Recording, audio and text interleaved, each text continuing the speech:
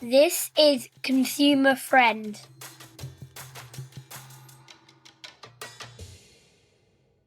Hello, everyone, and welcome to the Consumer Friend podcast. In today's episode, we are going to be talking to two people from Citizens Advice and finding out how they and their teams deliver some of the huge amount of work that is within their remit.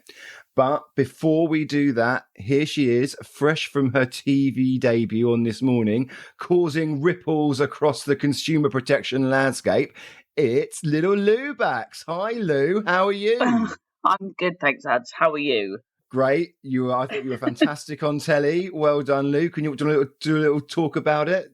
What actually happened? Did you like the way that my little legs have to tuck underneath the chair just to keep myself from swinging, my little legs swinging on the chair? No, it's very good. So I got invited on to This Morning with Dermot and Alison, who are as nice as they seem, which was really good. They're lovely people and they make you feel really welcome, to talk about telephone scams and fake white goods protection plans. So you were doing that was good. Yeah, you were doing that as the manager of the National Trading Standards Scams team. I was head of the scams team. Yeah. Sorry, have I demoted you there a little bit? You did demote me. Fine. It's a regular. It's Monday. It's allowed. I'll go back up by Friday. It was so it was really good, and actually we got sort of 10 minutes airtime to talk about it, to try and help people protect their relatives and actually get the messages across. It was great. It was really good fun. It was really nice, and they've invited me back, so I did something right. Yeah, well done. And you're back on telly on this Wednesday, but I suppose we're recording this way before this goes out, so It's not going to make any difference to people. Just go back and search for Louise Baxter on ITV This Morning, and she'll be there somewhere on YouTube channel. Adam's response, right? So the whole thing. So actually, I don't like to overwatch myself because I get overly critical. But this was Adam's one takeaway comment. You actually looked all right. And I was like, what do you mean? And I was like, that's charming. It's amazing what can happen when you have like professional makeup and professional hair being done, isn't it? I'm taking the piss. You're gorgeous, Lou, all the time. Thanks, Adam. So, Lou, today we are talking to two people from Citizens Advice. Do you want to just give me a little take on Citizens Advice, on your thoughts of being a trading standards professional for the last 25 years or whatever it's been? We've worked with Citizens Advice, so I know I've worked with Citizens Advice in lots of different situations across the years, and actually they're like the local hubs, aren't they, to be able to provide support to consumers. They're consumer champions at every local level and national. Yeah, and we're going to find out a bit more now. So I've got some stats. Obviously. So in 2022, Citizens Advice Consumer Service handled over 550,000 consumer-related issues, providing assistance via phone, email, and web chat. The Citizens Advice website, which provides consumer advice, had over 29 million visits in 2022, with the most accessed pages being those related to consumer rights, energy issues, and debt advice. I guess Louise, we're in kind of direct competition with Citizens Advice, aren't we? I don't know whether it's competition because we're all doing it for free. Oh, okay. So we're all doing the right thing. I like the collaboration rather than competition. Okay, fine. I'm trying to create a bit of friction, try and create a bit of drama, bit of rivalry. Drama. Add some dramatic music at the beginning. The two wonderful people we have today. John Walters has been with Citizens Advice for over 10 years and is now the Senior Service and Contract Manager. Hi, John. Thank you so much for coming on today and talking about the valuable work that you do. Good morning, both. How are we doing? Good, thank you. And also with us, the Senior Delivery Director at Society Matters, Citizens Advice Gateshead. A big warm welcome to Judith Wood-Archer. Hi, Judith. Thank you for coming on to the Consumer Friend podcast. How are you doing? Hello, good morning. Really lovely to be here. I'm doing really well this Monday morning. The sun is nearly shining here in Gateshead. Good. It's quite high up on the country, isn't it, Gateshead? We're talking Newcastle way, aren't we? We are, but not quite. We are across the river from Newcastle, and that river makes a big difference. Take your word for it. John, do you want to just introduce yourself, talk a bit about yourself, how long you've been doing what you're doing, and kind of the stuff that the Citizens Advice do? So you're kind of the national team, aren't you? You're part of the national team. Yeah, it's probably worth, thank you, Adam. It's probably worth explaining a little bit about the structure of Citizens Advice in the sense that we have like a national overarching charity. And then, as Lou talked about earlier, I think sort of about 260 local offices spread across England and Wales that deliver help within the communities across somewhere around 1,500 kind of advice outlets. So one local office will deliver advice from multiple places, and Judith's much more qualified to talk about that than I am, so we'll let her do that in a moment. But I think, National Citizens Advice has kind of got two mission statements, I suppose you'd call them. We like to try and help people find a way forward, whatever their issue is. So, when they come to us, and often people come to us with overlapping issues and more than one issues, our job is to try and give them the help and advice they need, maybe do some of that work for them in some circumstances, or connect them to the right places. But also some of our work is kind of being like the people's champion effectively in terms of advocacy. So influencing government, influence decision makers to try and see things the way that our clients need them to be seen, if that makes sense. And so my role is overseeing a couple of our national funded services. And one of those is the consumer service, which I've actually been involved in around for about 20 years, actually, 10 of which are Citizens Advice. And to your point about competition, Adam, I would say that the partnership between Trading Standards and Citizens Advice has always been pretty good, pretty healthy. We get on really well. We know our job is to advise clients, but part of the work we do at Citizens Advice Consumer Service is all the data and intelligence we collect is shared across the trading standards and consumer protection landscapes. And that intelligence really helps trading standards do what they do so well, which is kind of, protect the public either through business education, proactive enforcement, all those kind of things. So we really know that the onus is on us to do our job well at the front end to ensure that trading standards can do their job right at the back end. And I think that's a really important point, isn't it? Because there is now no way to directly refer into a trading standards team within a local authority, or there might be, but it's kind of sporadic across the country. So the best way to get information now to trading standards is by phoning Citizens Advice. Yeah, and one of the, when you were talking about the web stats earlier, one of the main pages that is always the most popular on our website is Report to Trading Standards. So people that want to get advice, but some people want to just tell trading standards about a particular issue they've seen. So a breach of consumer legislation, a poor experience, something like that. Our advisors are able to pass that to trading standards as well as give advice in particular circumstances. So, yeah. I had that this week.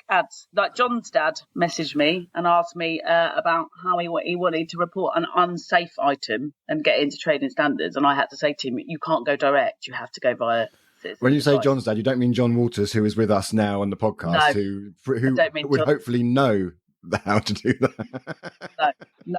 No, I don't mean that John. Okay. No. I think I've had many conversations about this where trading standards, I feel, has almost become not necessarily unknown, but have kind of hidden into the background, and that's probably happened since 2012 when consumers started reporting into Citizens Advice rather than trading standards direct. What do you think about that? Do you think that's kind of a fair comment? Well, I mean, I suppose the model as it is has been around since 2005, really, because before consumer service was with Citizens Advice, there was a precursor called Consumer Direct. And I think the basic principles behind that at the time were to kind of centralise that first tier advice, because there was an inconsistent delivery model across local authority level, and it made it difficult for trading standards, and advice wasn't necessarily a kind of statutory function for trading standards. What I think is that hopefully the idea behind it was to free some of the, when I say burden, I mean the time that's spent on advising clients is now set with us as the advice kind of organisation, and the time that you can be spent by trading standards now can be 100% on kind of enforcement and protection activity. I would agree with your statement, although, as I say, from the website, if you look at people wanting to talk to trading standards and recognising that term still, it being one of the big terms on our website, I don't think that the resonance of it has gone away entirely. I think trading standards and consumer protection more broadly, it's a bit like insurance. You don't know you're going to need it until you come up with a problem, do you? And then something happens. And it's like, right, who do I talk to? It must be trading standards. What is the route to do that kind of thing? Yeah, it's hard to make it interesting and relevant until it becomes relevant. That's right. It's also the capacity, isn't it? Like, you're not going to learn that the legislation in relation to consumer protection is ridiculously complicated, and people have not got the capacity, like we said, to learn something like that when they don't need it. And even when they do need it, you've got that situational vulnerability and that additional stress because they've got a problem. People don't have the capacity to learn 17 different bits of legislation and try and understand what their legal rights are. That's not how it works. So that's why you push it to trading standards. But as I used to do the advice job, I used to love being an advisor. But from that perspective as well, even then, when we had more resources and we went out into the general public a lot more, people still don't really know what trading standards does. Like you say, they just need it to be its relevance at the particular time. But people don't actually care who helps them solve a problem, as long as somebody helps them solve a problem. Yeah, I mean, I started as an advisor as well, Lou, 20 years ago, and I really enjoyed that as well, actually, which is why... We're old now, John, that's what you're saying. Why I'm still about. Like... Yeah, why I'm still about, I think. But, so fine. But that wider point is right, and actually across citizen advice more broadly is right, which is that as much as you'd like to do preventative work to stop people falling into crisis, and actually one of our strategic priorities is try and explore that and see how closely we can get to the front end of the journey for people to stop them falling into crisis on all the other areas we work in, like debt, kind of welfare, housing. The reality is it's really difficult to educate people to the fullest extent that you can give them bits of information that were useful to their situations as they come around. But to your point, Lou, no one has got the capacity or the bandwidth within their lives necessarily to kind of learn all these things they might need to know in case one of many different pitfalls comes up later in life. It's just really difficult. And that's why the work of trading standards, citizens' advice in the consumer space, but as Judith again will talk about in a moment, citizens' advice more widely within the communities is so important, because if you do need help, you can find it when it's relevant to you rather than trying to learn it in advance, kind of thing. Yeah, absolutely. And Judith, so to you, so you work in Gateshead. Is that within a branch in Gateshead, or are you a part of a wider area? Yes, and I've been at Citizens Advice Gateshead for 18 years now, and I started as a volunteer. We're not a branch. We are a separate charity, a separate local charity that serves our local population. But Citizens Advice Gateshead is different to other Citizens Advice. We're the biggest in the country in terms of turnover and impact. And we deliver not just locally, but we deliver stuff regionally and we deliver stuff nationally. In the last year, we had 19,000 local contacts in our Gateshead population, supporting with around £20 million worth of income generation back into people's pockets. That's in the realms of, welfare benefits, applications and awards, debt written off, debt payments remanaged, and things like compensation for things like consumer issues gone wrong. Nationally, our contacts are around 300,000. That includes the consumer service that we deliver on behalf of Citizens Advice nationally. We're one of 7 local Citizens Advice that deliver the service. I'm really proud to do that. It's one of our biggest services within Citizens Advice Gateshead. And now I've lost what your original question was, Adam. No, I think you've answered a lot of it. It's fantastic. Because the remit of Citizens Advice is so big, isn't it? You can go to Citizens Advice for quite a lot of varying issues. Yeah. And I know you mentioned about that debt crisis. I think the Citizens Advice team do the cost of living crisis webinars, which I've attended a couple of, which are very, very good. So do you see that coming into your teams quite a lot there around the increase in the debt that people are accruing over it? Yeah. I mean, the crisis and the cost of living crisis is very much, particularly locally, massive focus for people at the minute. We know from our data locally that we've supported 25% of the people that come and see us are in crisis and need crisis support. And that crisis support is a form of kind of food bank vouchers, energy vouchers to top up the energy meter. And because they're in crisis, getting the bandwidth to do something else is just not there with them. Often we have 2, 3, 4 contacts with somebody in order that we get underneath what's going on to try and remove that crisis from them and get them to a place where they're no longer chronically using a food bank or, no longer like threatened that they're not going to be able to cook tea tonight because they've not got enough gas on the meter. Those sort of things, we're very much would really love to move from crisis to prevention work. Because it's a lot easier to do, I often talk about the difference between prevention and what happens when you're in a crisis. And when you're in a crisis, everything is just like really knotted up and it just takes forever to untie all that stuff. And, I talk about advisors getting a big pair of scissors and having to cut through great big knots. Whereas if people came to us earlier at the point at which they think something's happening, it's often just a bow that we can just help them to untie. But we're all British. We're all resolute. We don't need help. Surely. Yeah. Similar to the doctors, isn't it? Like you go, you don't feel very well. You go, I'll leave it for a couple of weeks till I get better. I don't want to be a burden. It's that kind of thing, isn't it? Yeah. And I'll be fine. Yeah. But also, there's an element of shame in all of that. Yeah, because, there's embarrassment around the Yeah, absolutely. I can't afford, I've got no food, I can't feed my kids. There isn't any electricity. Oh, I've got all this debt and the landlord's on my back. It's just shameful asking for help, actually. it's also, Judith, we met on a meeting a little while ago, didn't we? And a lot of the work around, so it's vulnerability, isn't it? So if you're going to ask someone for help, you're exposing yourself as being vulnerable, which can be uncomfortable and embarrassing and all of those things. And I think one of the things that you said, and it stayed with me and I use it all the time, is a person is vulnerable if they have a problem they don't know how to solve. Yeah, definitely.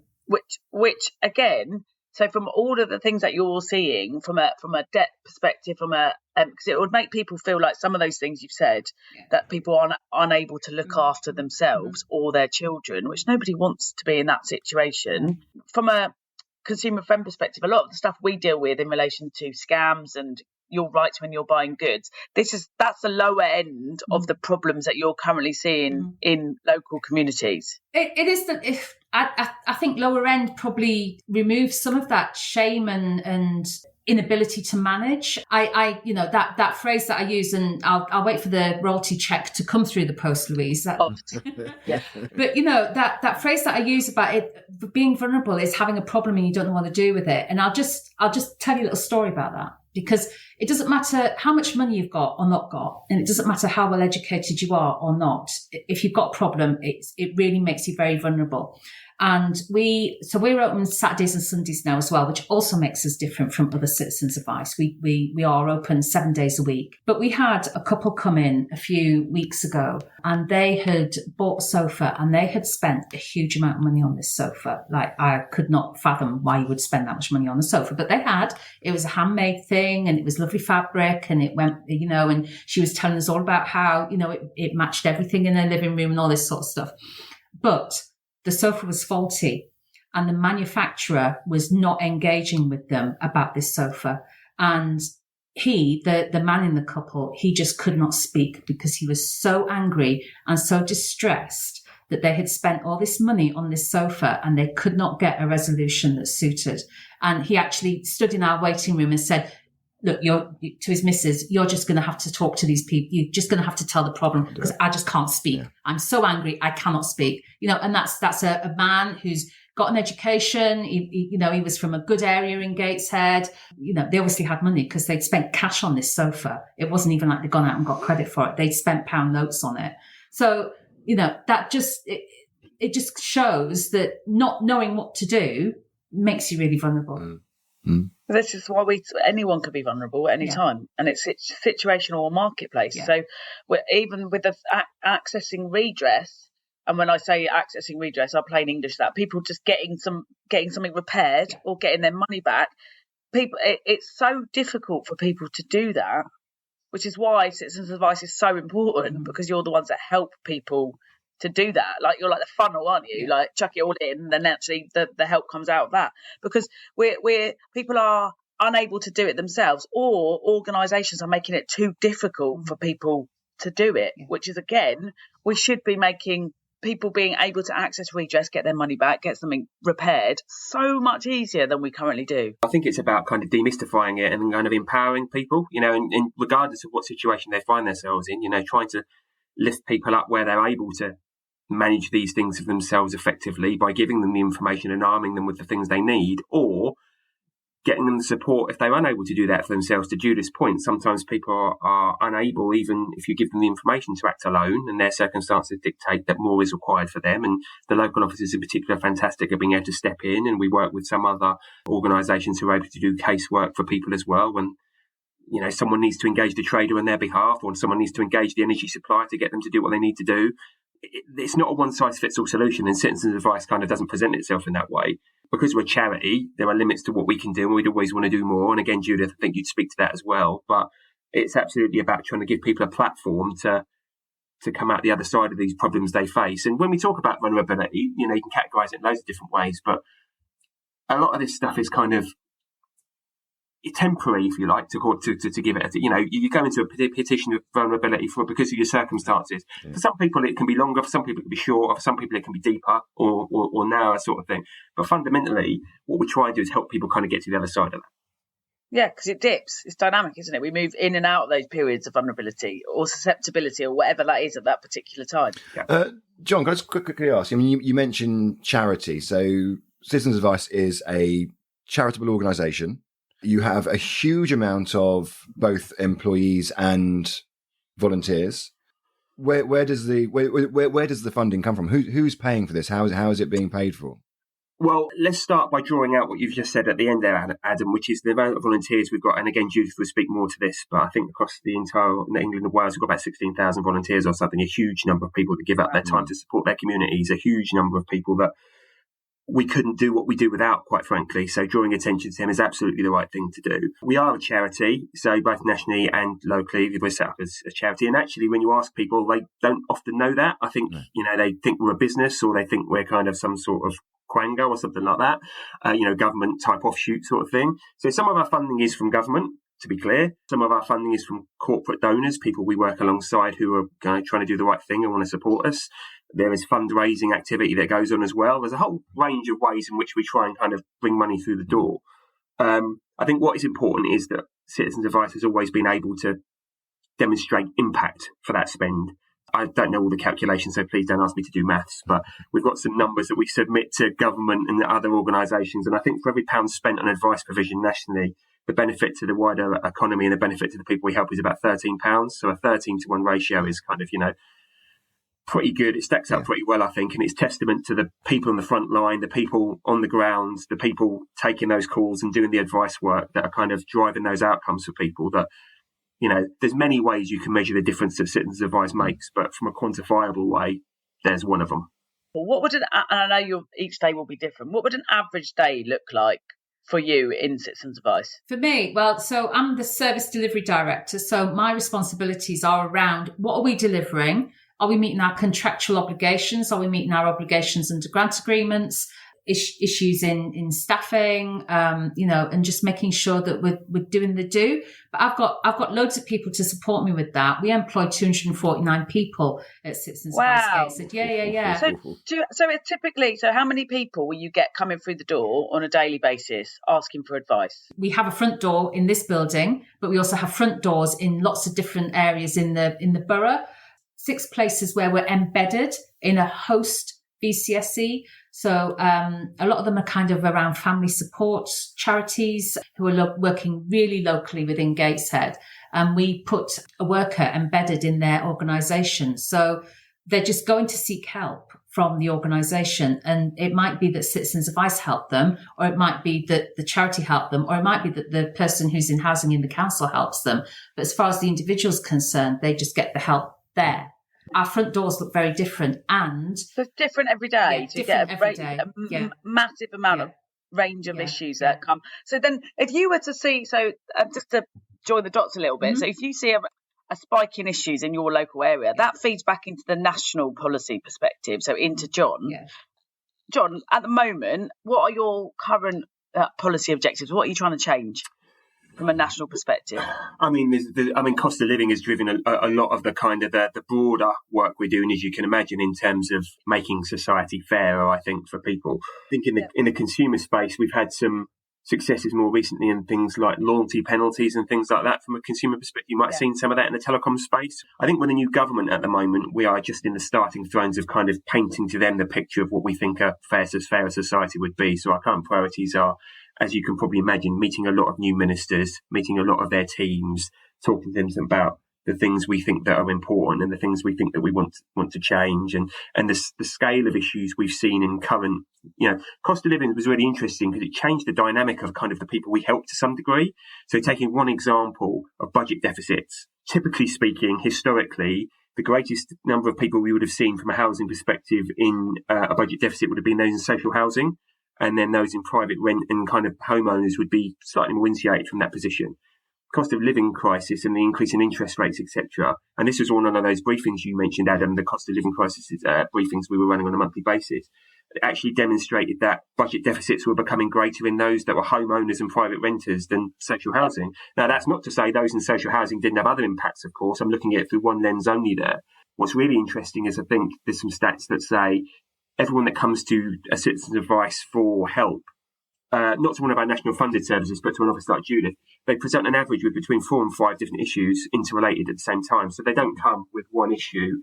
And we try our best to make it clear to follow on our website. So we have a debt pages and we have a housing page and we have a welfare page. But as Judith speaks about earlier with the spaghetti and the pie, which I thought was a really nice metaphor, people don't arrive like that. And people don't know how to differentiate. It's just one big problem to them. And so a lot of the work is actually triage, diagnosis and understanding it. By doing that, you're able to give the best advice to help them help themselves. Well, it's the latest stats around. So from vulnerability perspective, we're seeing it's homeowners and people that are renting as well. So we take our eye off the ball, don't we? So from a social housing perspective, people instantly go, right, those people are going to need extra help. So we chuck a lot of resource and a lot of attention at that. And therefore, then we're not looking over here, which is then what happens over here is you'll see that the cost of living crisis has hit everybody, hasn't it? I don't think there's anybody that's gone, do you know what? I've just breezed through that.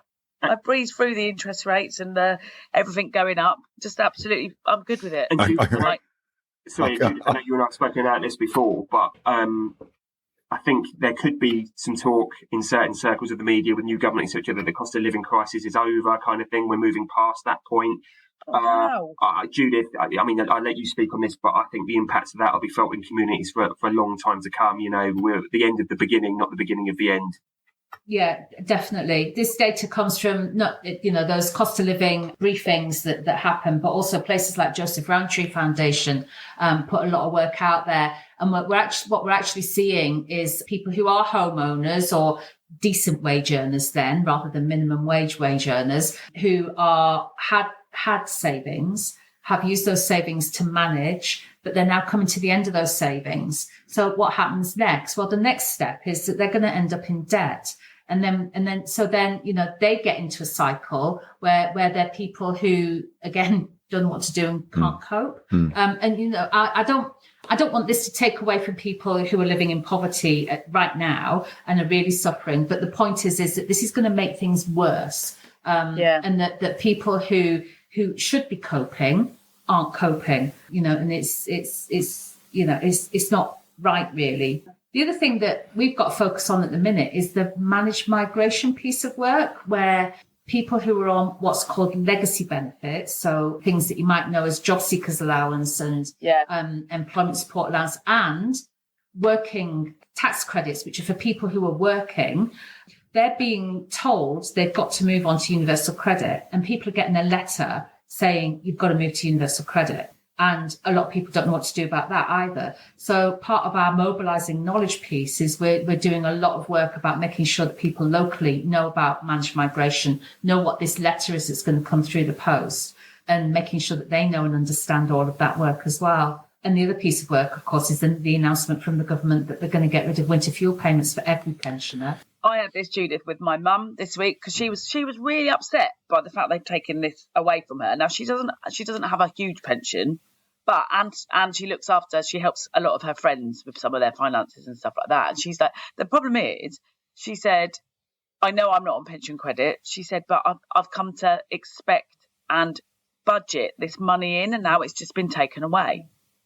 And she said, it might not sound like a lot of money to you, or 300, but she said, it is a lot of money. Yeah. And it's going to make a difference to me and to my friends because it's something that we've come to rely on, and it's just literally been whipped away. Yeah, definitely. So it does make a difference to people, doesn't it, as well? It does. Yeah, absolutely. And I know that's kind of shifting away a bit from consumer friend, but it's actually about people's rights and responsibilities and making sure that people know and understand them, no matter what the issues are, making sure that people know and understand their rights and responsibilities. So around that knowledge piece, that kind of proactive advice that you do, how do you get that information out to as many different peoples from all walks of life? How do you ensure that you get that information out to as many people as you can? Really through our networks. We've got a lot of local networks, and specifically networks, other charities, and having those close working relationships with other charities, and particularly those charities that are working in areas where there might be, well, we call them the global ethnic majority, so people who are Black and ethnically marginalised. Those areas, we've got a particular area in Gateshead where we've got quite a big asylum seeker and then refugee population that are being placed there. And we've actually, we've won an award, a Citizens Advice Award for that work. Well done. Excellent. So the Joseph Rowntree Foundation did some work around how families living in poverty, family that is led by a person who is Black, those families are usually, I can't remember the statistic now, but are more likely to be living in poverty than a family which is led by a white person. Recognising that this particular area that's called Bensham in Gateshead had a high population of Black and ethnically marginalised, we set about finding out a way of how we could get information out to them and make sure that they knew and understood that they could come to us. And that was actually about making sure that we looked like them. So we had somebody who worked for us, and she's an ethnic Muslim woman, one of our advisors, and we placed her in that area so that we looked like the people who needed the support. We also did a piece of work around what are the main languages that we need to translate information into in Gateshead. So we worked with a couple of partners, worked specifically with those groups. And we said, right, what are your top 4 languages? And they told us what their top 4 languages were. So we translated information, leaflets and what have you, and stuff that goes out to people to make sure that they could come to us. We make sure that we always have translation available on the phone for anybody that comes in. And we have a translating thingy on the, I know that's very technical, on the website. I know what you mean. My final point, Judith, if you could have, right, now this is, you might be able to answer this, so don't worry if you can't because we'll edit it out. But right, if you could have one wish in relation to what you could change, money is no issue here. You can have whatever you want. What would you do? I would upgrade the benefit system. It's really clear. So during COVID, people on universal credit got an extra 20 quid on their benefits. The data shows that they weren't in crisis as much at that point. Yeah, there was lots of stuff going on around COVID and around getting out and all that sort of stuff. But because they were given that £20 uplift a week, which is a lot of money, that's £90 a month, they weren't suffering as much as what they are now. Also, the government brought in cost of living payments, which dropped into people who were on universal credit. They were means tested payments. They would drop into people's benefit payments at certain periods in a year. The data, and particularly food bank data, shows that when those payments drop into people, then they don't need support quite as much. Right. So the food bank data would show that they had less people coming to access them after those payments had dropped into account. So really, and it doesn't have to cost a huge amount of money, but let's give people enough benefits to cover the cost of living. Judith for Prime Minister, I think, is the way forward. Same question to you, John, just to end. If you had one wish, what would it be? Well, I suppose mine's a little bit more meta than that. Maybe I can be Judith's deputy or something. But I think a fairer, more just society, that kind of means the role of citizens' advice is diminished, if not extinguished. I suppose we'd still be here to answer people's questions, but we perhaps wouldn't need to advocate so strongly for people. We wouldn't need to help pull people out of crisis. We're here because some of the building blocks around people's lives just aren't in place, and there's loads of reasons for that I can't really have time to get into now, but it's not the way it should be. And people like Judith, people like myself, people like the advisors and the volunteers and everyone that works at Citizens Advice, they get out of bed with a mission, and the mission is to try and help a little bit to kind of address that imbalance. And some days we do really well with it, other days we do slightly less well than we'd like to do with it, but fundamentally I think that's what we'd all hope for. You're the turkeys that vote for Christmas, aren't you? Well, yeah, and we're not unashamed about that. Yeah, absolutely.